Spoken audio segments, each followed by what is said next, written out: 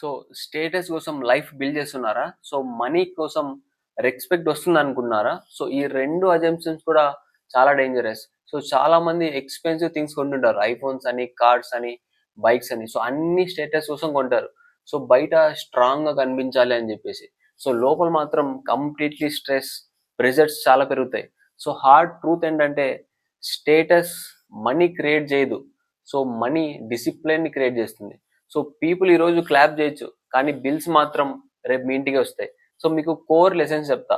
Deep and uncomfortable truths. Truth number 1, status is rental. అంటే status rental property లాంటిది. So money flow ఆగితే respect కూడా ఆగిపోతుంది. So number 2, rich look is not equal to rich life. So రిచ్‌గా కనిపించడం easy. కానీ రిచ్‌గా ఉండడం డిసిప్లిన్. సో రియల్ వెల్త్ ఎప్పటికీ నాయిస్ చేయదు. So number 3, freedom greater than impression. So financial freedom ఎప్పటికీ సైలెంట్‌గా ఉంటది. సో స్టేటస్ ఎప్పటికీ లౌడ్‌గా ఉంటుంది. సో వైస్ పీపుల్ అందుకే ఫ్రీడమ్‌ని చూజ్ చేస్తారు. సో ఫూలిష్ పీపుల్ అందుకే ఇంప్రెషన్‌ని చూజ్ చేసుకుంటారు. సో మనీని టూల్‌లా చూడండి. సో ట్రోఫీలా కాదు. సో స్టేటస్‌ని గోల్‌లా కాదు. ఒక సైడ్ ఎఫెక్ట్‌లా చూడండి. సో ఈ ట్రూత్ మీకు హర్ట్ చేసిందా? సో దెన్ ఇది మీకు real lesson. Thank you so much.